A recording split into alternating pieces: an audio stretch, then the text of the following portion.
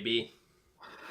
Welcome in, Big Ten backers. We are back. Season 2, Episode 1. We are ready for the new season, baby. But before we get started, we got to play you a video. Let's go.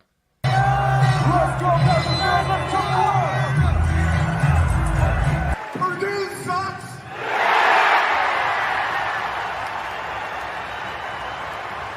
But so does Michigan in Ohio State. Love you, man. I'd like to know where Lou Holtz is right now. This is a tough team right here. We're proud to be from Ohio, and it's always been Ohio against the world. Who taught you how to fight? Who taught you how to be a warrior? I hate playing against these guys. I hate playing them. Like, you're making me uncomfortable. Like, I don't. You better get me right now. They're fighting for clicks, we're fighting for wins. Right? This game ain't going to be played in Hollywood. We're in LA. It's us and USC. We are at the top of the Big Ten Conference. I mean, we're at the top of any conference. I don't ever look at ourselves below anybody. We are best there is, plain and simple. I mean, I wake up in the morning, I piss excellence. Sure, you get some of that NIL money that he's sharing with Dan Lanning, but sure you get. There's some things going on that aren't right as well, so we'll talk about how to handle it. Really, 2 or 3 beers or 4. I've probably done that 1,000 times in my life. I'm a man. I'm 40. Love you, man.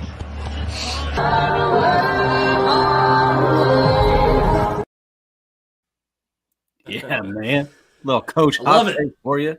3, 4, 5 beers on a Sunday morning. That's how we get the show started, baby. Let's do it. Maybe 16 beers. Who cares? Yeah, who cares, right? Have a little whiskey. Let's have a little whiskey. Toast to you, my friend. Toast. Nice to see you again. Season 2. Did you ever think we'd make it this far? I always thought we'd make it this far. I'm looking forward to, season 20, 21, 22, 23. I'm not ready. 3, man. Not 4, not 5. We're ready. But, man, Big Ten backers, most intriguing season in Big Ten history, possibly. I mean, there's a lot going on. Ryan Day's on the maize, blazing seat. Oregon wants to be called that team out west. Michigan, more. NCAA, a lot going on there. Man, oh, man, I am ready for this season. There's a lot of things going on, a lot of teams that need to pick up the pace, but we'll get into that when we start talking about our whiskey shelves, baby, and I'm ready, man. Let's whiskey shelf that Big Ten, baby. Let's shelve it out, man. You ready? Yeah, give me your top shelf. All give right, it to me now. Here it is, man. Here's the shelves, man. We got a little AJ action and a B of action on where we think these teams are just for this season. This isn't obviously, program, looking out 3 to 4 years. This is strictly for the 2024 season. But, man. This year, I'm liking mine a lot better. I'm not going to lie. I'm liking mine, man. I think you got a little thickness up there in the tier 2. I think even I pushed some teams in the tier 2 that I'm not even sure belong there. There's some intrigue. Iowa, can Leicester find an O to go with Phil Parker's D and actually make Kirk make a splash in the Big Ten? Nebraska, are we drinking the Roulade? Oh man, I'm mixed drinking in with a little Dylan sure. Raiola, man. These Nebraska fans might be drooling with that schedule. But yeah, there's some intrigue with some of these teams, man. What you got?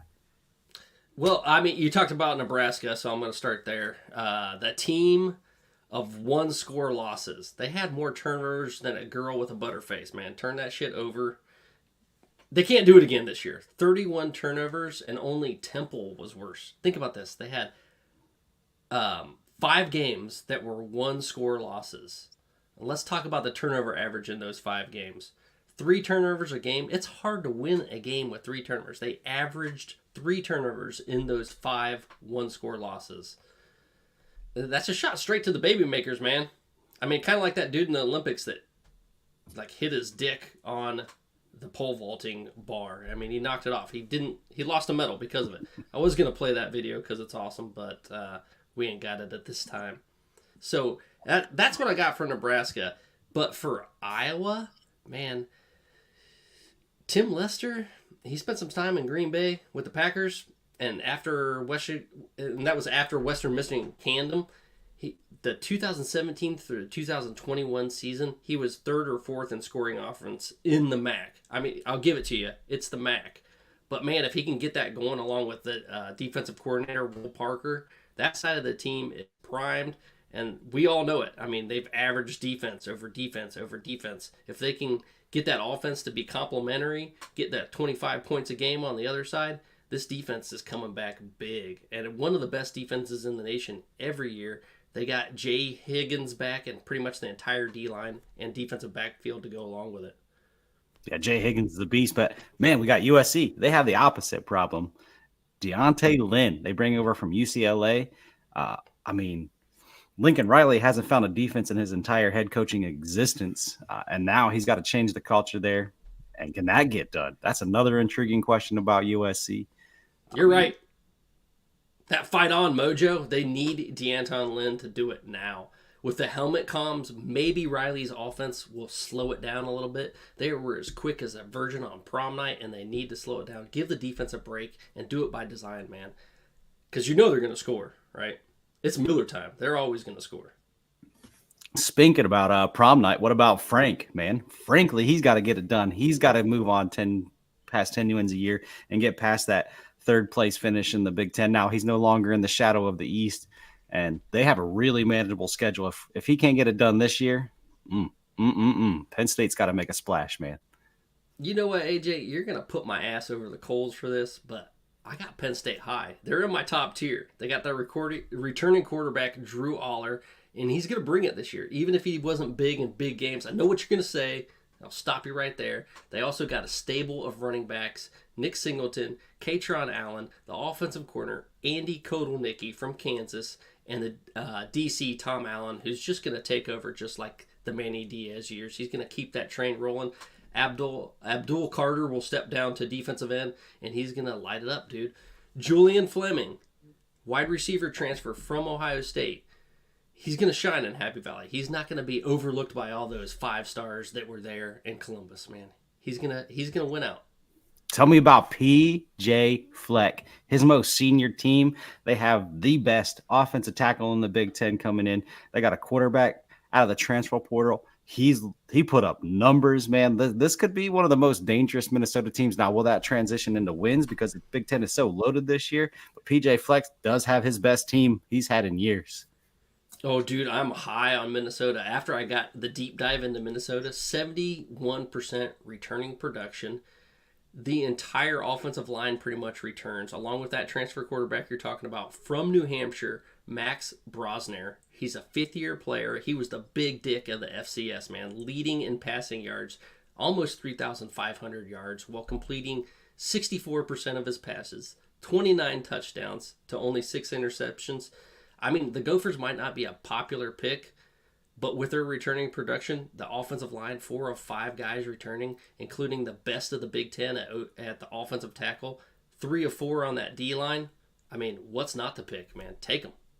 Put some money on that bitch. That's fair. We got Washington, UCLA, Michigan State, Indiana, all entering new regimes under new head coaches, man. Which one of these teams can kind of stay out of that bottom tier? I'm thinking Washington, man. Will Rogers. But it's still going to be a rough year. What you got on that's those? Tough. Man, it's a transfer portal team, so they're really going to have to use all these new guys, get them gelled quickly, get some cohesiveness. I'd love for more Purple Rain, but I'm not buying into it just yet. I just don't see that they have what it takes. I got them as a mid-level team, man. Very mid to me. And if they could put it all together, for Coach Fish, man, that would be impressive. I mean, he has an all-name team as offensive and defensive coordinators. So, his offensive coordinator is none other than the son of the GOAT in the NFL, right? Right. You sound like Dan Lanning. Talking about Oregon, man. Talk about right, because he loves to say that. That's like his little thing he goes to when he starts getting into a sentence. But, yeah, man, I'm looking forward to seeing Oregon get back. We got right, and then they want to be called the team out west. It seems like Dan Lanning's the one who started that team out west quote. I know there was a certain podcast that got famous for saying they want to be called the team out west, but that actually came from Dan Lanning's mouth. He's been referencing Oregon as that team out west, and the Big Ten needs to get to know him. Very intriguing year for Oregon. He is the media darling, man. Everybody loves Dan Lanning, including myself, man. I love hearing him talk to the team, love hearing him give his little speech on what Oregon is and what they're about. But be serious, man. They haven't won anything yet. And the key word is yet, because he is a young coach. But, man, I am excited to see what Oregon is. They have loaded up their roster. They have hit the transfer portal. They have built a team through recruiting. They got it all, man, and they're going to compete for the Big Ten year one. For sure. They have the second-ranked transfer portal class, and the first-ranked in the Big Ten.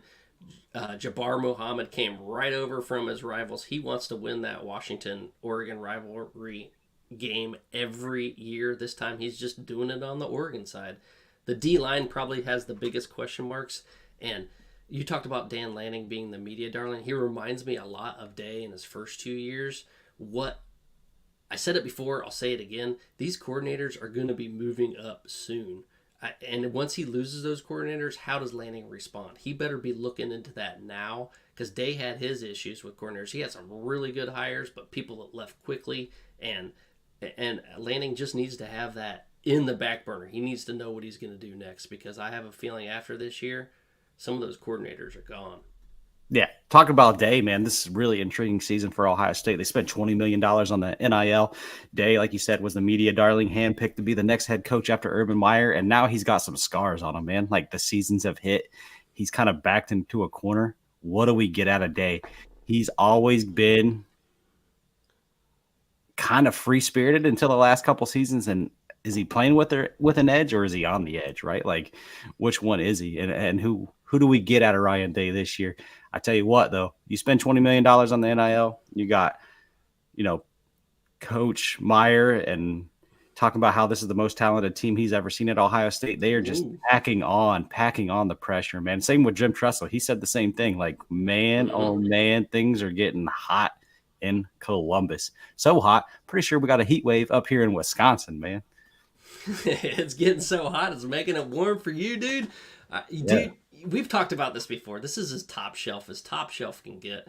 The only question marks are Will Howard and the offensive line, and it sounds like from fall camp and from listening to the coaches that offensive line is gelling. Some dudes are really starting to step up. They are an all-transfer team name-wise. Quinshon Junkins, the leading rusher in the SEC. Caleb Downs was a freshman All-American at Bama. And adding that talent to the talent they already had that's returning, if they lose to Michigan again, man, you can put a tramp stamp on their back because they're fucked. They might be. He's got to get it done this year, man. They made too many moves not to. Obviously, losing 3 years in a row to Michigan, not winning any big games of late outside of Notre Dame. They definitely got some figuring out to do in Columbus, what they do with Day if he doesn't have a good season, because he's a good coach otherwise. But sometimes you gotta win. Got to win those big ones. But, man, you gotta win the big games. Maryland, they are kind of in a hitch pin year. They lose Talua. What do they look like, man? Did they peak? Are they on for a downslide, or did they build a foundation to expand? That's another intriguing question about Maryland. I think they look like their coach's gut. They're going to look like shit. I actually have them too high. They aren't mid at all. They're going to be last. They have a 51% returning production. I mean, they get off starting the season hot every year, like you pointed out last year, and you called it, man. They're going to start off hot, and then they're just going to plummet. They did. And I got them getting stuff like a fat guy at a buffet. We got buffets. You want to talk about buffets? What about Brett Bielema, man? Came in year one. He had Illinois looking good, pushed Michigan to the brink, had a chance to kind of upset Michigan. They lost by a field goal. And they have kind of gone downhill since, man. He must have fell over and started rolling down that damn hill. Ain't no stopping him now. What do you think on Illinois? It's a snowball effect, huh? He just keeps rolling and keeps rolling and keeps rolling. I mean, the staff feels strong about their offensive line. Despite some struggles earlier on last year, they are returning a lot of experience. Luke Altmaier, their quarterback, and he's back. I mean, he's got some experience too. Vegas is kind of high on them, but not this guy, man. This guy is not high on Bert Bielema. He would rather be eating a donut than winning a football game. And I think his coaching is just bankrolling his eating habits, to be honest. And one more, man. Well, two more. The little engine that could, Northwestern, man. They lose their legendary head coach thanks to a Chicago dog-style incident in the shower. And on the way to the funeral, David Braun said, "Hold my shower beer, and brought this team back, got them bowling, blew up the stadium. Northwestern kind of had a nice little ending to the year last year, man. That's true. I mean, there for a while, they were winning one, losing one, winning one, losing one, then went on like 4 in a row, I think, almost to the end of the season. 59% returning production. I think they're just getting swallowed by the talent that came in with the 4 teams out in the West. I don't have much hope for them. I honestly, they're along with Maryland. I think I should have put them in the micro penis section, bottom shelf. They need to go down. And last but not least, the returning national championships, Michigan, man. There is a lot going on in Ann Arbor. The NCAA, are they bringing the hammer? Can Moore continue the success that Harbaugh had at the end of his tenure? A lot of questions around here, man. Great defense. Will there be enough offense for them to actually be, challenging for a repeat Big Ten championship and more? Michigan. Said it 3 times just because you're a Buckeye fan. Thanks a lot, man. Well, you're going to say it 3 times. I'm going to say the other thing 3 times. Defense, defense, defense. It's going to lead this team. It's going to be probably the best in the nation, if not top 5, easily. But that offensive line, they got to replace it. I know Sharon Moore is the offensive line coach, but, I mean, replacing all that experience, you lost, I think it was 4 guys. 4 returning 4 guys to the NFL? 4 guys in the NFL and 4 returning starts overall in that new offensive line. That's going to be a big question. That is tough. I mean, I know you got Donovan Edwards back there, and he could be all-world. He just needs to show up every single game. Blake Corum kind of overshadowed him last year when they needed him. He definitely shined, right? He shined in the national title game against Washington. He shined against Michigan in 2022. Against Ohio State in the Michigan game in 2022. So, I mean, he has what it takes. He just needs to show up. He's a lot like JT Tuimoloau at Ohio State. That defensive end showed up sometimes, but not always. I'm sorry to get on Ohio State. That's just a tangent I get on. Anyway, let's go back to Michigan.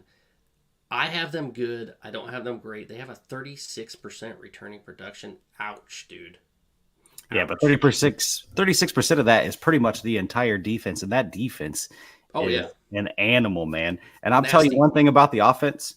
If you're a new quarterback, you have a good running back you can lean on. You have the best tight end in the Big Ten to lean on. The question is that offensive line, and they have reloaded an offensive line. So if you're a new quarterback, you got the Don, you got Loveland. If you can just get good play out of that offensive line, that offense might actually put up enough numbers. I'm not saying they're going to be great, but that defense is so damn good. Like those 2 defensive tackles, dude, Grant and Graham, like, wow. My question to you is, do they get 25 points a game? They're the new Iowa. I think they can. I think they might. You got it. I mean, if they do, this is going to be a really good team, and maybe I have them on a shelf too low. If they can get 25 points a game, this is a great team because that defense is going to hold people under 25. Looking at our tier list, our whiskey shelves, if you will, major differences, man. Michigan and Penn State, we both see these 2 teams differently. I'm going to say, give me Michigan, man. I think they're my tier 1 team versus Penn State just because of that defense. I think Penn State I don't know, man. Like they just Drew Aller. You don't trust in Drew. Come on, man. I don't trust in Drew. I don't trust in that wide receiver core. The defense is going to be good. But I think I'll take more, man, and that Michigan defense over Penn State. Yeah, losing Lambert Smith for Penn State really hurt in the transfer portal. If they could have him back, that would have made things just a little bit easier. But Drew Aller in his second year, I think he only had 2 interceptions last year. Like you said, he didn't show up in the big games, but in year 2, that's when you expect him to take that bump up, and I trust in his arm, man. Yeah, and you got 2 more teams in your second shelf than I do, and that's in Minnesota and Wisconsin.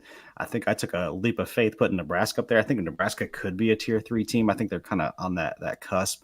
But, man, Minnesota, Wisconsin, you got them both up there. I think there's too many teams, and there's going to be a lot of losses when they play each other to keep too many teams in the tier 2. But why? Why Minnesota and Wisconsin, man? And I'm a Wisconsin fan, so I would love to see them kind of enter that tier 2 era. Minnesota, I talked to you about it. It's the returning production. It's the Max Brosner that they're bringing in from New Hampshire that led the FCS in passing. He had 29 touchdowns to 6 interceptions. Their returning production and offensive line returning, their defensive line, most of that's returning. So when I look at a team, like the first 3 units I look at, what kind of quarterback do you have? Check. All right. What kind of offensive line do you have? Check. What kind of defensive line do you have? Check. So we got that, man. They got everything that they need. And that was my subtle way of telling you to fuck off because I'm right. you almost broke the middle finger. I was waiting for it. Man, I hope you're right about the Badgers. I just think with Alabama coming into town and playing some of these other really good teams in the Big Ten, it's going to be hard for them to win-loss wise look better than they were last year. I think they're actually roster wise and team wise going to be better, but does that translate to actually wins and losses this year with that schedule? That's just my concern with both Minnesota and Wisconsin. And even Nebraska, because I think Nebraska's it's still kind of up in the air. I think they're talented. Speaking of Nebraska, he can't drink the Kool-Aid yet. Wes Crane, man. He's been burned away too many years. I'm drinking the Kool-Aid, man. I'm drinking the Kool-Aid. This is year 2 under Rule, man. I love Matt Rule. A lot of turnovers man. last year. That's why I put him in my tier 2. I love Matt Rule, there. man. That dude is just so motivating. Just fix the turnover bug, man, and watch out, man. Nebraska could have a hell of a year. That defense is legit. I'm ready. 5 one-score losses, averaging 3 turnovers in each of those games. If you can just solve some of those turnovers, get it down to 1, you win all those games. At least 4 of them. Yeah, talking about winning in the offseason. I think them and Ohio State are both won the offseason. Now, can they actually translate to the field like he's talking about? I'd say that Oregon won the offseason too.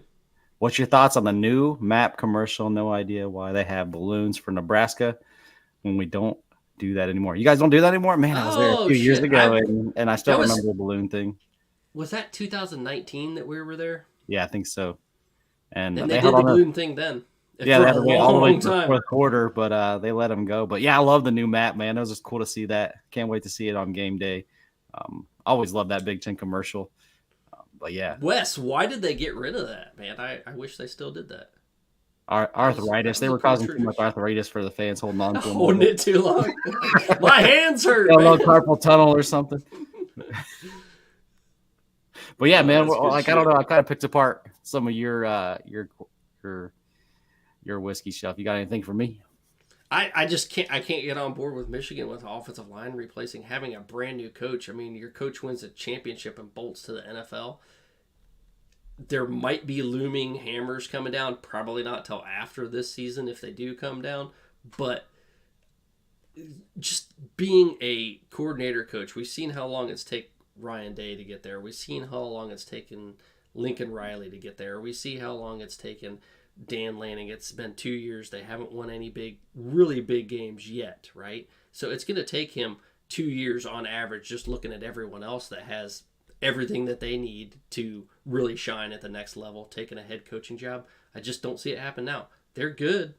They got that defense to hold them in there, but I see this as an 8-4, 9-3 team. Fair enough. I think there's a coin flip between Michigan and Penn State, and I could see that going either way. I think they both have some issues that they need to fix, and that's fair. But yeah, man, I don't know if you get Penn State doesn't play Texas; they have West Virginia instead. So that's fair. That makes a difference. That's fair. West Virginia might be a little bit dangerous. They're definitely not Texas level dangerous though. So we got an answer to the balloons.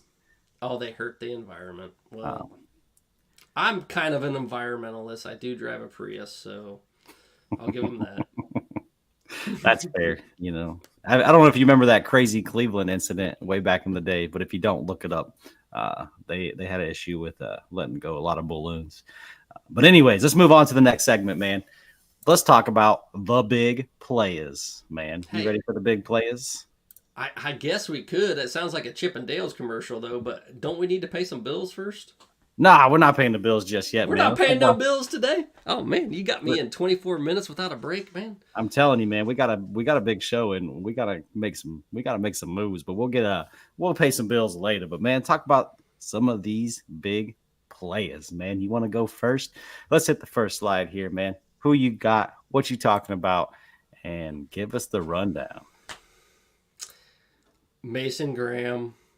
Dude, I'm convinced this dude's playing on freshman mode in college football 25. He's just an unstoppable force. Probably the best defensive tackle in the nation. In my opinion, yeah, he's the best. And it's not just me. PFF ranked him the #1 interior D lineman. He had 35 solo tackles as a defensive lineman, 7.5 tackles for a loss, and 3 sacks. And damn, dude, you got me talking about Michigan. Come on. If last year wasn't enough, now I got to get after Will Johnson too, the best in the nation at quarterback or cornerback. I said quarterback, cornerback. Man, this defense is stacked. I mean, we've already talked about it, and these two dudes are the top reasons why. Yeah, I want to talk about Jay Higgins, man. 171 total tackles last year. That's first and tied first for Iowa history for tackles in 1 year. 92 assisted tackles, second in school history. I mean, Phil Steele, preseason defensive player of the year. Athlon Steele, Walter Camp preseason All-American honors. This dude is legit, man. Like, he turned it on last year and played major ball. Best linebacker in the Big Ten. Jay Higgins, man. Hey, and then since you made me talk about Michigan, I got to bring these guys up. Quinshon Judkins, the SEC leader in rushing, transfers in from Ole Miss to Ohio State. Caleb Downs, freshman All-American at Bama, started at Bama as a freshman, comes to Ohio State just to make that defense just a little bit better. They didn't need it, but they got it. All right, man, move on to the next slide. We got another slew of some great players, man. Who you want to talk about out here? Oh, man, that offensive tackle from Minnesota, same thing, he's a stud, man. He's got to be the best in the Big Ten, right? I don't even want to try to pronounce his name. Ursary is his last name, but I'm not even gonna try to butcher his first name. And honestly, you're not gonna look up a bunch of stats for an offensive lineman anyway, but he's gonna be in the first round of the NFL draft. So take a look at the holes that he opens for that running back in Minnesota. They are going to be rowing the boat with him, baby. Yeah, big man, man. Big man. Look at him. He's fucking huge. That's a big dude. That's a big dude. But I'm going to talk about Holy shit, it's Bigfoot. No doubt about it, man. Look at him. Like, he is behind that corner, and he is like triple the size, man. Like, good night. But I want to talk about Dillon Gabriel, man. 3,660 yards, 30 TDs to 6 interceptions. I would say enough said, but man, this guy's been around forever. He is entering his 6th season, and 5 of those 6 seasons, he has thrown over 3,000 yards each year. The only year he didn't is when he was injured, man. This guy is the real deal. I don't think he's as talented as the quarterback they had last year, but this guy is a great replacement, man. Excited to see him. Apparently, Dan Lanning likes him old, man. He loves him 6-7 year quarterback. Bo Nix, old as hell too, huh? Yeah, no, Bo Nix was he was on year 6 too. Like, damn, he'd just be finding these old men playing quarterback in college football. Emeka Egbuka comes from a long list of wide receivers at Ohio State, and he's just the next one in the lineage, dude. Not gaudy stats last year, but that's hard to do next to Marvin Harrison Jr. and getting the ball thrown to him by Honda McCord. Breakout year this year if Will Howard and company can get him the ball enough. Give that man some balls. Yeah, he needs them. He needs some balls. He's coming off that injury year last year. He's got to advance, especially this year, because it matters. At Travion Henderson, too, I mean, he's going to be a stud. He's got Quinshon Judkins there. I don't know that you're going to be able to feed both of those guys enough. You're not going to get them enough balls, but with Emeka Egbuka out on the outside and those guys running the ball along with Will Howard running it, it's going to be a double-edged sword, like a 3-headed monster, only with a couple extra heads. All right, man. Next crew here. I'm going to talk about my man, the man, Kyle Manigai, dude. Leading rusher of the Big Ten last season. This guy, 242 carries. The mule, man. 242 carries. 5.2 per carry, 1,262 yards. This guy, man, I'm excited to see this guy. He came back. He's the first Rutgers running back since 2012 to go over 1K on the season. Mm-hmm. The man, my man, Manigai, the mule. All right, Dylan Thiemann.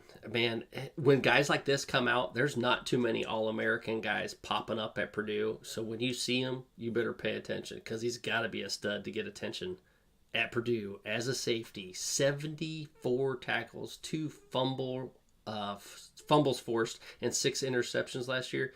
Dude's a beast. But After that, Abdul Carter for Penn State, 42 tackles, 5.5 tackles for a loss, 4.5 sacks, a forced fumble, and an interception, all in 2023. He's moving down from linebacker to DN this year, replacing the man who just sprinted his way into a top draft pick in the NFL, Chomp Robertson. Abdul Carter, he's a Bronco Nagurski Award watch list player. Check him out. He might be playing some on the linebacking position at the second level too, but mainly at DN. Just depends on the matchup. All right, Wes, man, tell us in that wide receiver room in Nebraska that you're most excited to see. Tell us about these guys, man. Let us know. Lloyd, man, Lloyd's a freak. Even Rule Hey, himself. hey, said, is your name Wes? Did I say Wes or did I say Beef? I'm just, influencing him a little bit. Rule himself said the last 4 games of the season, or last half of the season, Lloyd was as dynamic as anyone in the Big Ten at wide receiver outside of Marvin Harrison Jr., of course. Yeah, we can't forget about Jeffrey Bassa and Nick Jackson, some of the better linebackers going in the Big Ten. Man, Jay Higgins and Jackson, that's a hell of a combo, man. But let's move on to the next list, man. We got Tez Johnson, we got Logan Jones, Kenneth Grant, Jabbar Muhammad, and Donovan Jackson. Man, who do you want to talk about here? Tez, I mean, for me, he's the leader of the wide receiver room in terms of talent. He's electric. He's got speed. He can change direction quickly.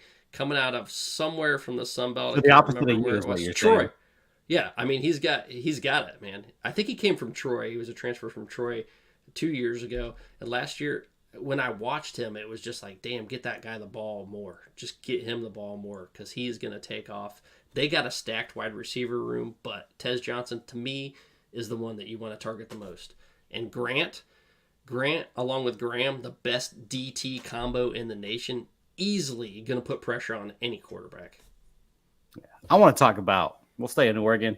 This guy transferred over from their rival, the Washington Huskies, but Jabbar Muhammad, man, this guy, absolute monster. He was pretty much the number 1 corner in the Pac-12 last year, got all the accolades for it. He had 46 tackles, 3 interceptions, 19 passes defended, which was good enough for second nationally. And he also was 3rd in breakups nationally too. So this guy is an absolute monster. You want to talk about Oregon winning the portal, not the offseason national championship. But damn, this guy is legit. And they pulled him from their rival, dude.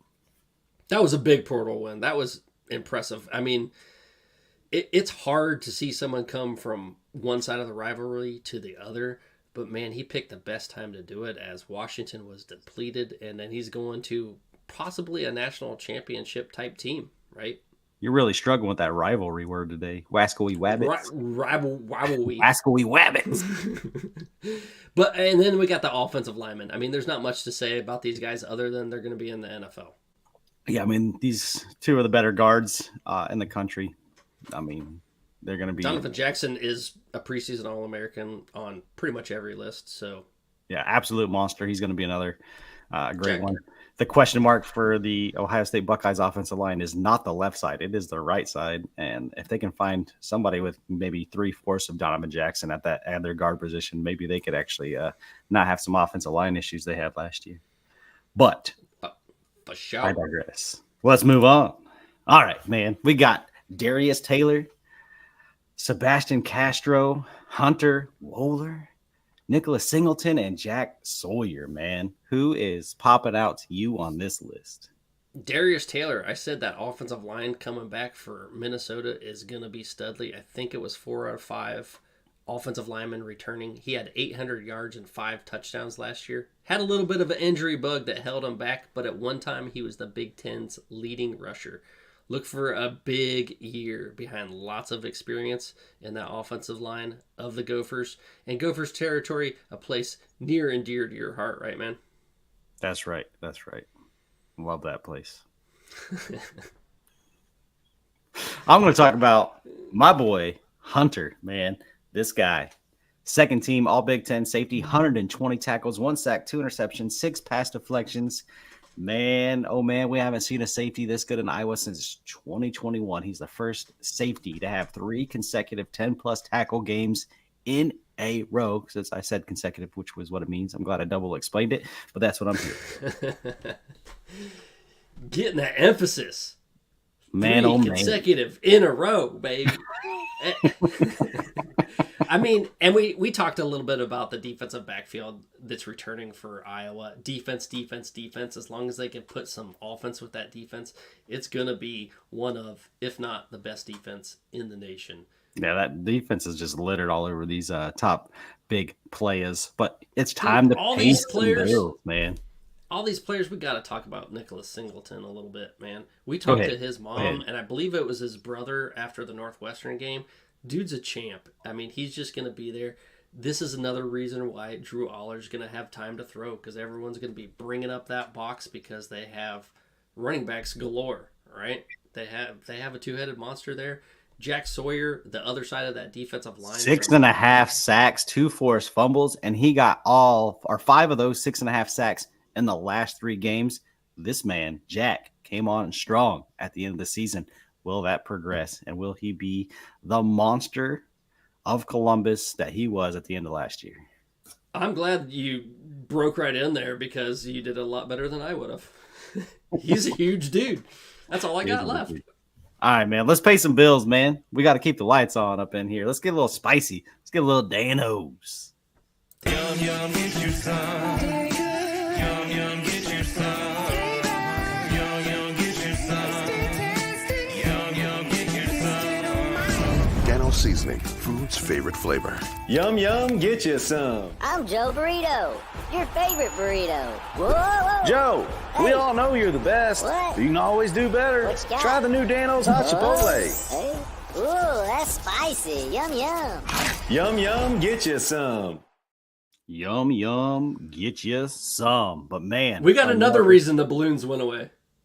A shortage. Apparently, there was a shortage of helium during COVID. Well, it's not COVID anymore, so bring it back. I told you to stop making those stupid voices and wasting that stuff, but damn, you don't listen. I go through 3, maybe 4 tanks a game.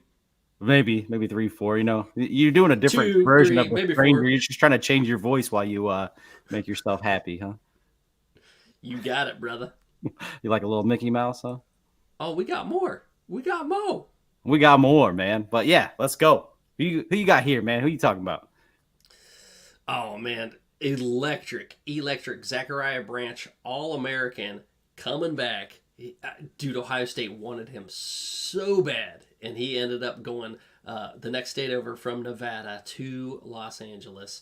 Yes, Deshaun Foster. It's in Los Angeles. He's just going to be dynamic. If Miller can get him the ball, they need to. He's a punt returner, right? That's where he makes his hay.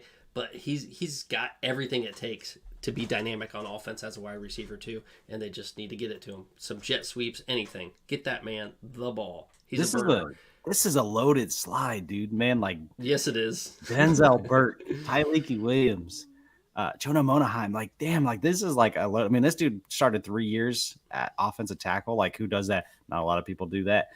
Burke. Did you say Tyleiki Williams because you like him so much? Like, give him that extra emphasis? Yes, exactly. I mean, he's getting first round draft pick. Oh, for sure. Love. And I mean, Jonah Monaheim. I interviewed him after what game was that they played? Oh, it was USC and Notre Dame. Yep, exactly. Dude's a beast. I mean, I believe this is 5th year for him. He's going to be in the NFL. I want to talk about Jay-Sean, man. Like a lot of people in the Big Ten probably don't know this guy. He transferred over from Maryland, but when this guy was in his freshman year, he got freshman of the year. What are you pulling a Deshaun Foster? A lot of people don't know us, but a lot of people don't know us, but this dude came from Maryland. He was an absolute beast.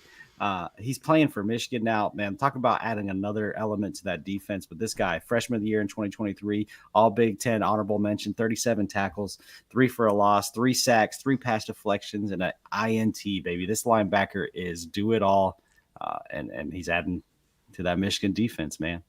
Wow. As if they needed more. Exactly.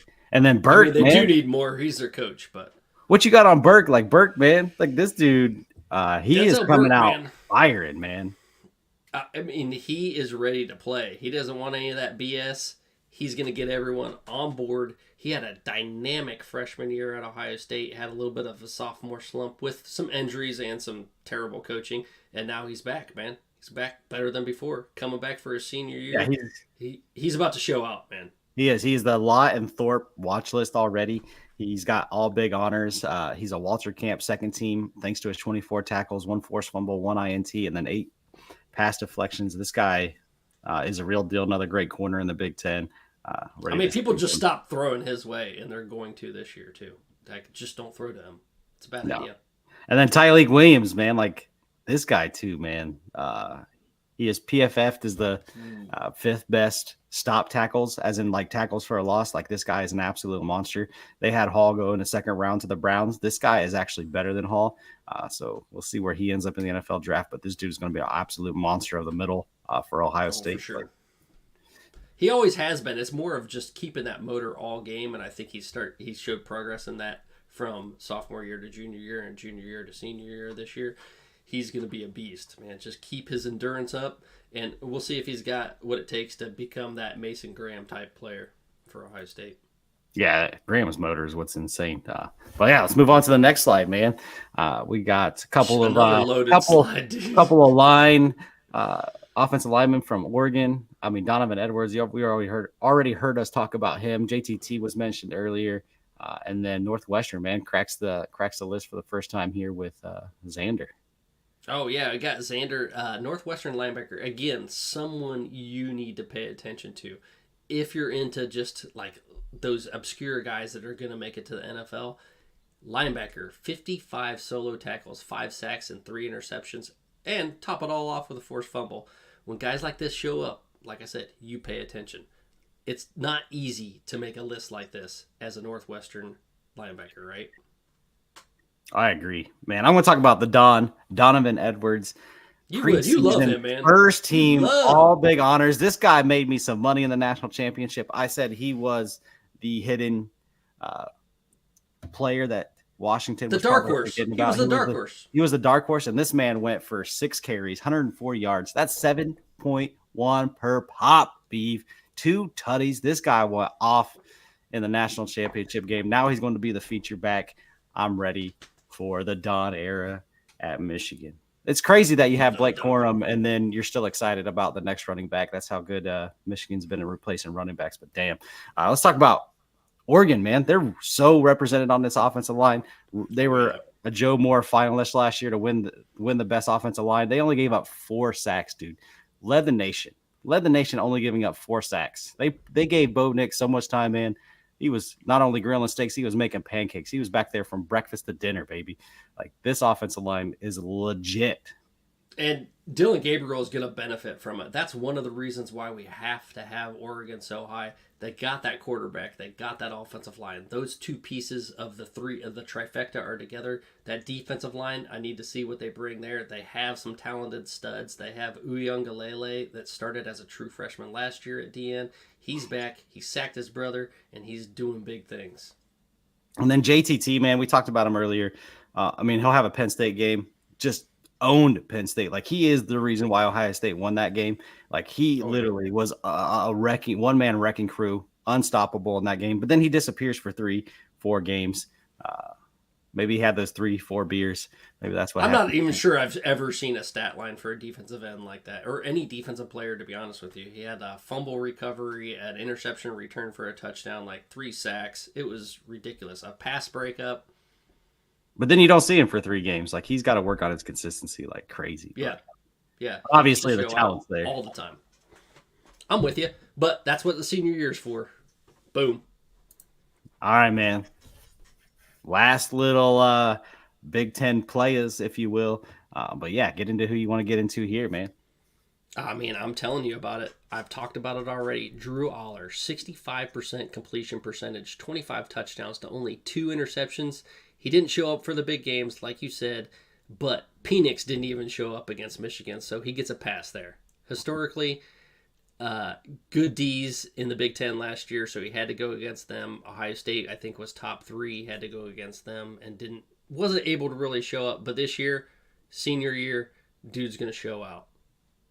I mean, dude, he's huge. He's a big, 6'5" dude. He's got a strong ass arm, and people notice him when he's out there throwing the ball. You're gonna notice him this year, I promise you. How Take bad my word for it. How bad he couldn't even push it down the field.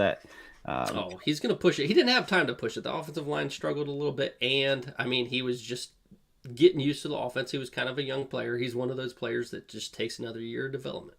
I want to talk about Tommy, man. Tommy, you mix Tommy in Nebraska, good things happen. This dude was a monster last year. He played offense, switched over defense. He didn't even play defense fully. Just make sure you know it's Tommy with an I.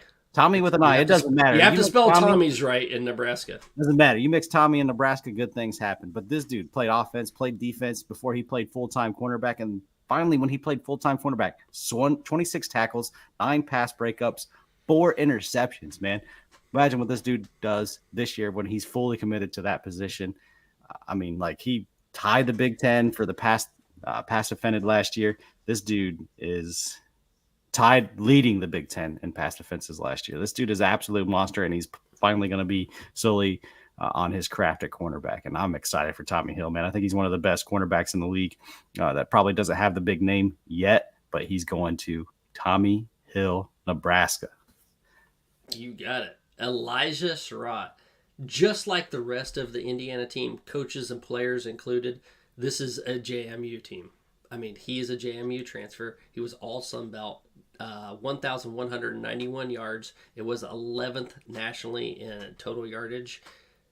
Can the Sun Belt, can JMU withstand a Big Ten schedule? We're going to find out this year because it's pretty much JMU at Indiana. And I can't leave this slide with talking about Will Rogers, the all-SEC completion record holder. I mean, this dude has been electric in Mississippi State. He owns every single Mississippi State passing record there is, and now he's in Washington. Completions and attempts record holder for the SEC. This guy's been around for a while. He can sling the ball. He is if Washington has a good year, it'll be because of Will Rogers. No doubt. Was he second all-time in passing in the SEC? I think he is first all-time. For some reason, I was thinking he was second. Anyway, we'll get that cleared up next time. I know he is for completions and attempts, but... okay. Yeah. Evan Stewart, you were high on him when you saw this transfer. You're like, holy shit, that Texas A&M transfer. You looked up his stats earlier. He had like 500 and some yards as a freshman, right? Yep. Yeah, so, another loaded wide receiver. So, they have the offensive line in Oregon. They got the quarterback in Oregon. They got the wide receivers in Oregon. That offense is going to be humming, dude. And they got cornerbacks, linebackers, you name it, man. The big question for Oregon is going to be that defensive line and kind of meshing that patchwork talented cornerback and safety room. I think but defensive line is the big question. And then you have a bunch of talented corners and safeties, and how well do they mesh and how quickly can they mesh is, I guess, the question for Oregon. But, man, talented all over the field. Both offense and defense. We keep talking about these big ducks all the time, man. Guess we like the big ducks, especially when they show up in Indy looking massive. Looking mighty fine. All right, man. That's pretty much our best players in the big. But let's talk about some Big Ten opponents, man. But before we do, let's pay a little homage to the mother company, the College Football Dogs, man. Let's introduce you to what makes this show happen. Play that fucking track. Play that fucking track. On the College Football Dogs website, you'll find a main page that features some of our biggest and newest stories. Our conference pages for content related to your favorite team's conference. Our team store, where we have products that are available all year long, as well as gear available for a limited time only. Our podcast page, where you can see when one of the 12-plus College Football Dogs podcasts is streaming live on social media. Our subscription page, where you can join our Discord. If you're interested in becoming a contributor at College Football Dogs, email us at info@collegefootballdogs.com. If you enjoyed any College Football Dogs content, we really do appreciate any donations you can make by visiting the donate page on our website or scanning the QR code here. college football dogs for the fans. College football dogs for the fans, baby. Woo. For the fans. But yeah, let's Glad get you into did some that. of this Big Ten. Glad you took that break. I had to piss like a motherfucker. I'm drinking too much whiskey this morning. Huh?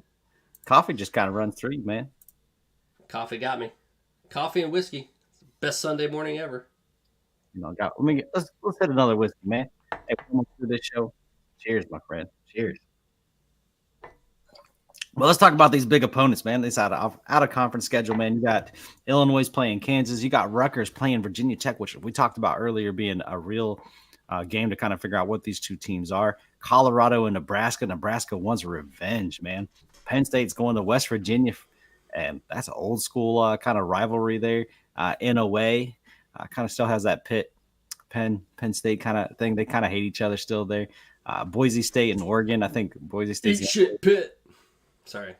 Had to include that. Nothing. Go ahead. Oh, fine. I'll keep going.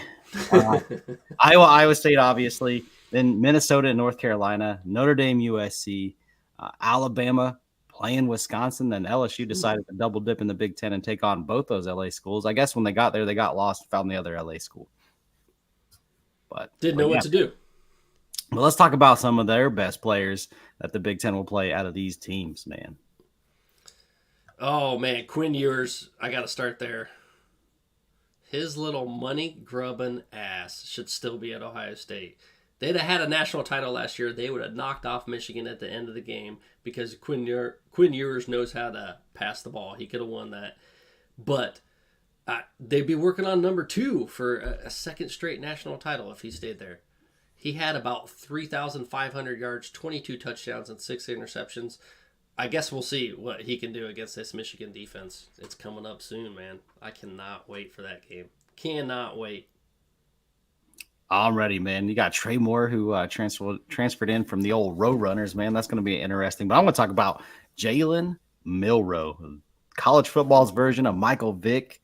I mean, come on. This dude is electric, man. Like, he kind of struggles with that short range, middle range accuracy, but this dude can sling the rock down the field. So Wisconsin, your corners better be ready, man. Well, you better be ready. The deep ball is coming. And not only that, this dude can run the ball. I mean, he had 2,834 passing yards, 23 touchdowns to only 6 interceptions, but he had 531 on the ground with 12 more touchdowns, man. Wisconsin better be ready.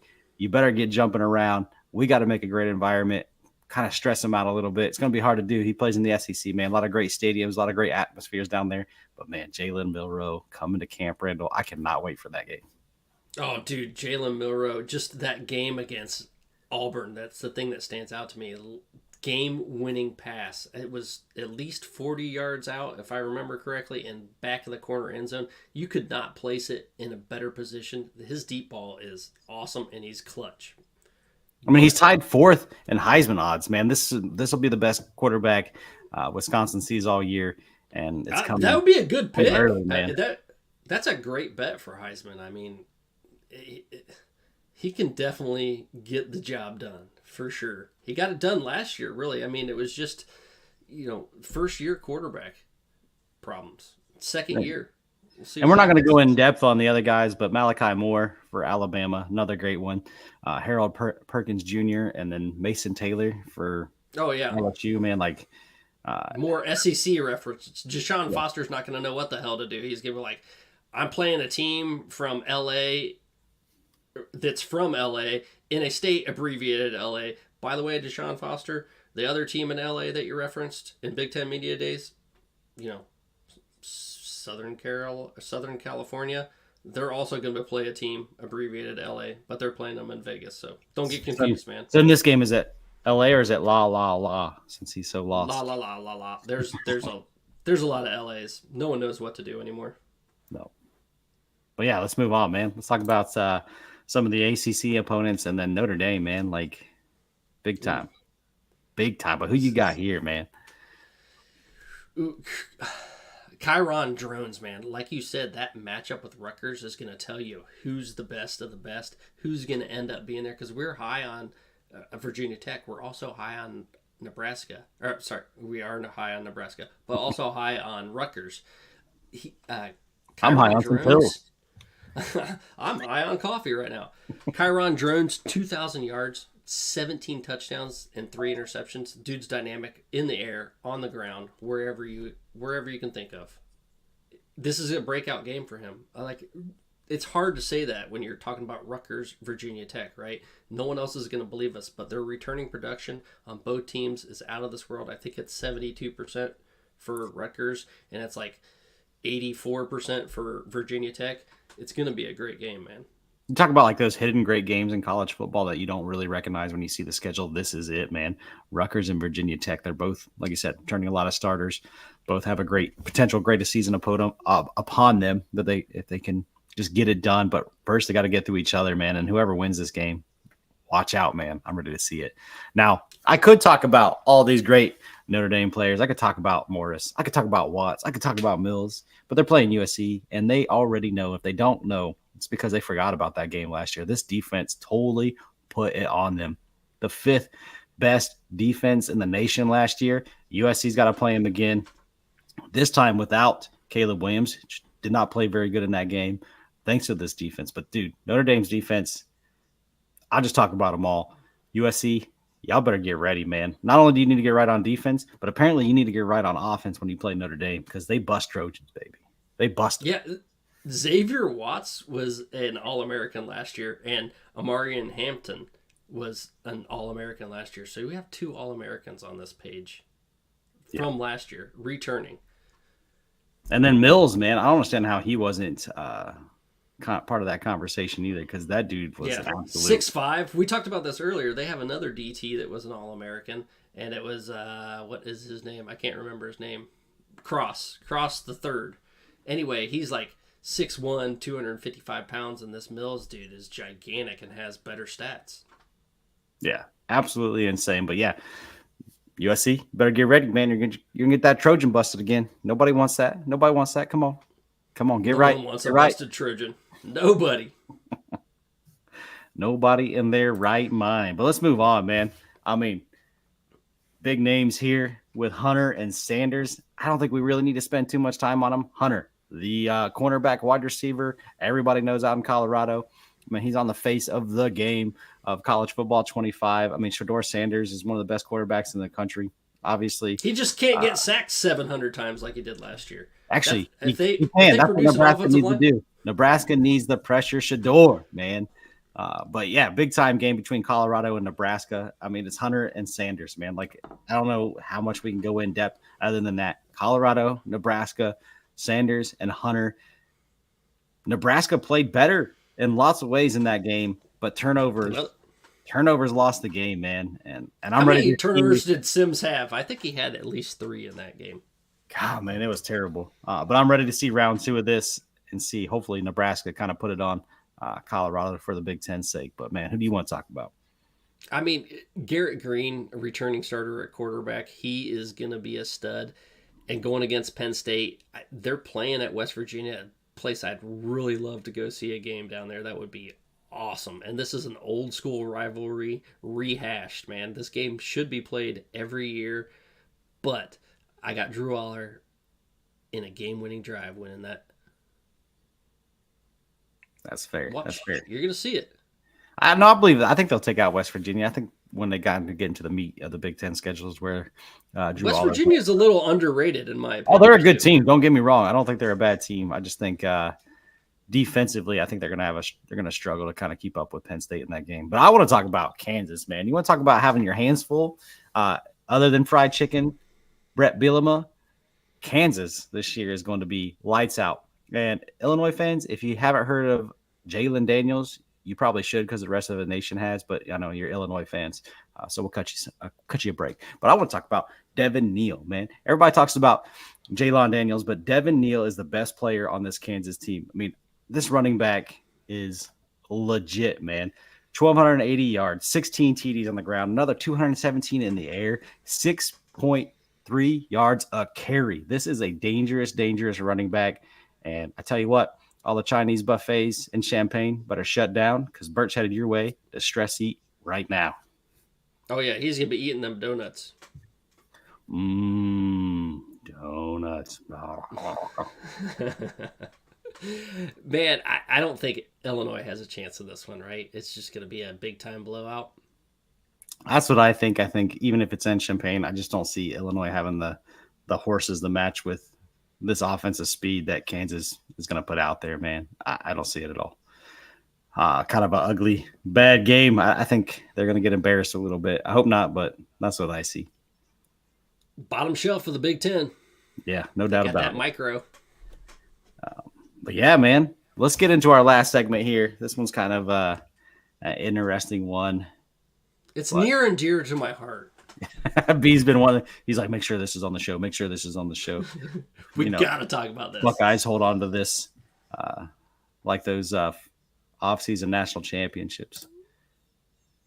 But yeah, NCAA is supposedly about to hand down their notification of allegations against Michigan for the second time in a row.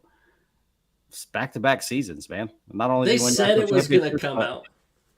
They said it was going to come out this week. It didn't come out. I knew it wasn't going to come out. They're not done with the FBI investigation, so it's going to draw on for a while. All right.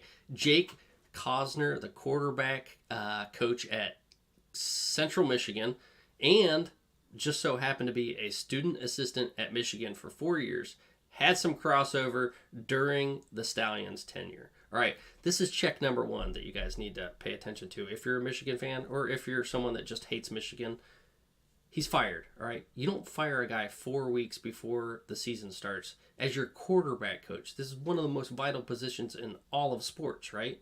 Unless there's a what? A scandal. Exactly. You got to read the tea leaves, man. There's checks all over the place.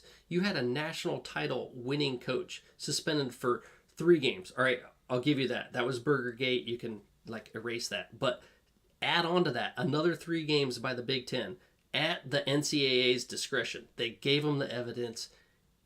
They suspended them for 3 games. All right, you got through it. You won the national title. Awesome. But then Harbaugh leaves. All right. Other coaches were fired in the beginning of the year. What more do you need as evidence to say, oh shit, yeah, we are going to get the hammer? These are just overinflated egos of fans being like, nothing's going to happen. The NCAA is not doing anything. And then the hammer's going to drop and you're going to be like, what the hell? How did they do that? They think there's nothing. These Michigan fans out there. They changed a rule. They changed the rule. Fans and reporters out there, because of you. These Michigan fans and reporters out there saying like, you know, it's only going to be Stallions getting a show cause and they're only going to have to pay a fine. You're out your damn mind, man. Look just what happened to Kentucky. They had to vacate wins over some players not getting paid for a job that they were supposedly doing. This is, I would say, even worse and filters deeper into the program than Kentucky. So there's something happening, man. And if you're a Michigan fan, out your damn mind. You're out. Yeah, you're out your damn mind. Like, seriously, something is happening. I'm not saying it's the end all be all. And I'm not saying, it's going to be, SMU and you're like not going to exist for 4 years. Like, it's not that level, but there's something big coming. Postseason bans, vacating wins. There's something big coming. They might get to keep their national championship just because Stallions wasn't there for kind of the last 3-4 games of the season. So maybe they keep that, but they're definitely vacating some wins. They're definitely looking at a postseason ban. Now they can fight it. And I don't know, like even Michigan drives me crazy with this scandal because last year when they're talking about how they're going to suspend Jim Harbaugh, like, oh, we're going to take it to court. And then Petitti's like, hey, here's what happened. He's like, okay, we're not taking it to court. And like, I don't know, like it feels like the propaganda war that the Michigan media puts on to kind of like push back this narrative that is not even like a narrative. It's just the freaking truth. Like, it feels like CNN fighting Fox News. It's like, we're going to tell you a bunch of bullshit and make you believe whatever side you want. Yeah, we're taking this to a judge in Michigan who graduated from Michigan, so Harbaugh's not going to have to get suspended for those last 3 games. Bullshit, man. That shit didn't come to fruition. Connor Stalions, the only person getting a show cause, is bullshit. There's something coming for Michigan. I don't know what that is. It's going to be huge. I'm not going to pretend like I have some inside information like every Michigan media outlet says, I know somebody in the NCAA. Like, quit bullshitting. We don't know exactly what's going to happen. You don't know exactly what's going to happen, but it's not just going to be a fine and a show cause for Connor Stalions. Like, come on now. It's going to be you big. have to see it, dude. Like, you can't be that dumb or that blind to your team. Like, you can't. I mean, I know you want to be, but like when the Tressel allegations came down, dude, I was like, shit, I know it's going to be bad because everyone likes to jump on Ohio State. It was kind of meaningless stuff. By the way, we have 150 people live watching right now, which is awesome for the offseason. Definitely not the best we've had during season, but best we've had in the offseason, I think, by far.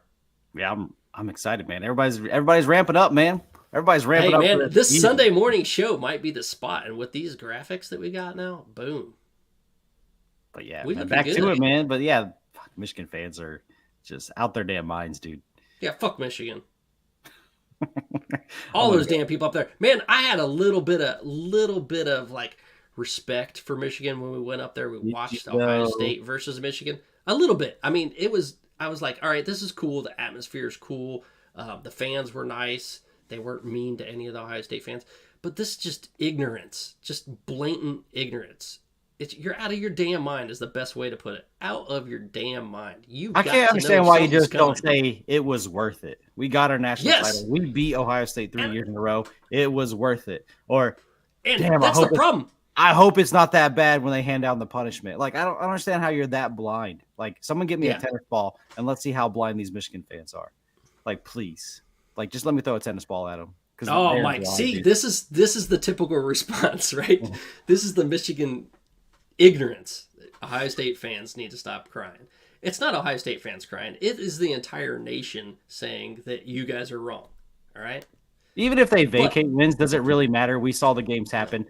It doesn't matter. It's and this team would have won the national title no matter. I think it was just one of those human instincts where you take advantage of something and you got to keep doing it. You're like, I need it. I need some more. It's like a theft, someone who's stealing money and getting away with it. They're going to keep stealing, right? They're not going to stop that.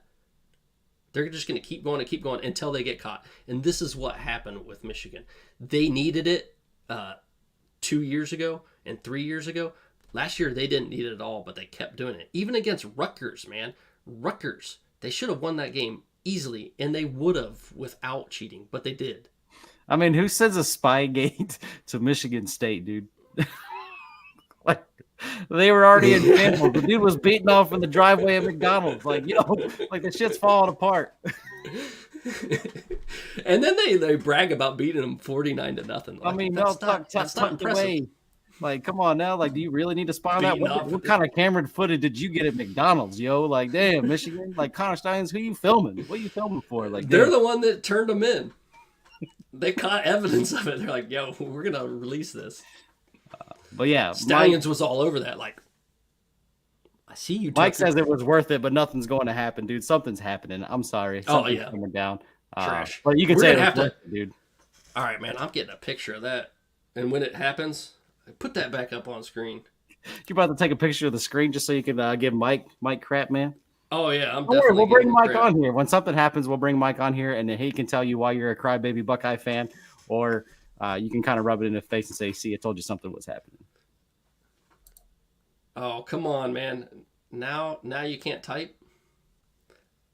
I don't know what that means, but Michigan's getting hammered. I think that's what he was referencing, the Blake Corum getting paid some kind of vacuum company or something. I think that's what he was referencing.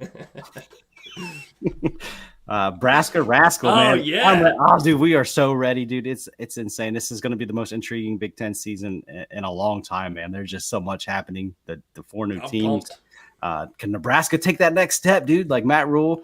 God, man, there's just so much to watch. And the Big Ten, the coaching hiring in the Big Ten, it's an all-name team, man. I'm just impressed with the amount of money they're spending on some of these big-name coaches. It's been a long time. The SEC's done it for years, but the Big Ten's catching up with hiring of coaches, man. These coaches, best of the best, really. It's just they got to take it to that next level. I agree, man. When you talk about Greg Schiano and Rutgers making a potential playoff run, like, what? Like, come on.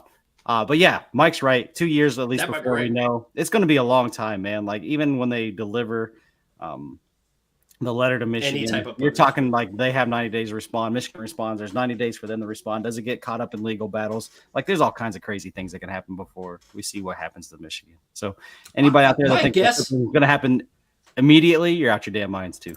My guess would be 2025 that we'd hear something at least announced, and then 2026 and then it'll be impact before the it's 2026 finalized. season. Yep, yeah. I agree. I say 2026, 2027 season, you actually see whatever penalties come down and affect Michigan in a way.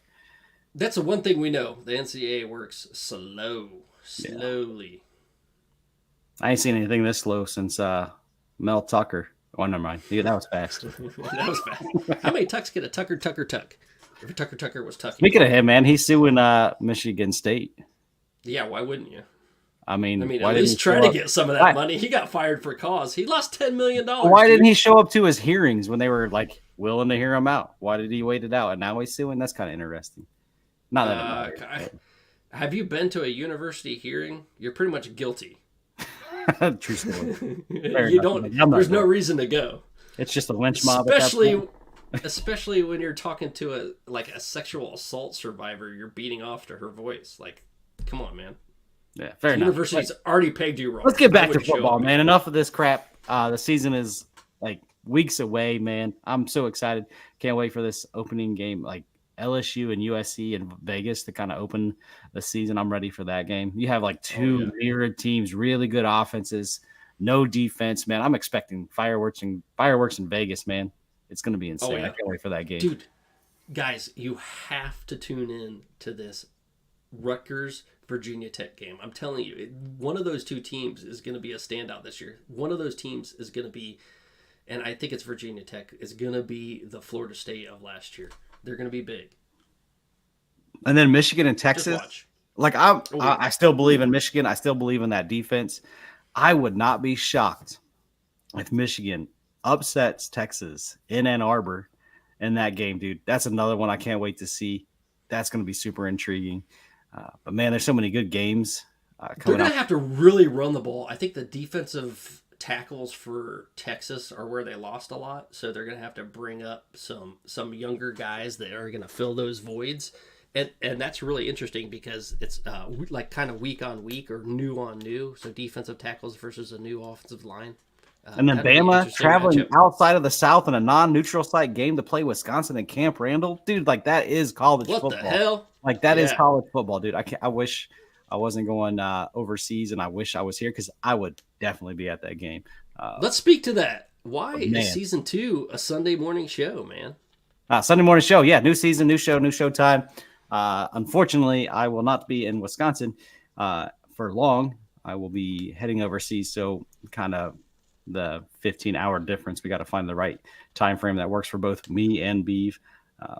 But yeah, that's gonna be tough. Gonna be watching football games at like 4 a.m, 3 a.m. I mean, we have 170 people on here live. I think the Sunday morning show is our ticket. We got that, and we're just gonna be up all night Saturday night writing the show and planning for this shit.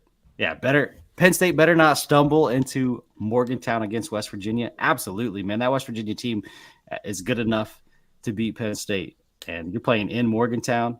Watch out, man. Another great one. Like, they're just littered all over them. And talk about, like, a Nebraska fan talking about, like, we talked about it earlier. Colorado and Nebraska, like, it doesn't get much better than that, man. Oh, dude, talk about a media special. That's going to be out the goddamn world, man. It's going to be crazy. Yeah, that's going to be awesome. And then games inside the Big Ten, like Oregon and Ohio State won the offseason national championship, if you will. And they're the favorites to win the Big Ten, one of the two, and make the playoffs. But those two square off all the way out there at Autzen Stadium, man. Like that game is going to have so much pressure on Ryan Day. How does he handle it? How does Buckeye Nation handle it? Michigan. Oregon has the same issue, man. Like they haven't really won any big games. Like they lost to Washington twice last year. So they have to get that game in for them too. So like, man, those is like two Washington at the whiteout. They're going to get a taste of that medicine. Man, I can't wait. Can't wait to hear the sounds of college football. Man, we went to so many games last year, so many tailgates. And I'm going to UCLA with a running back experience head coach.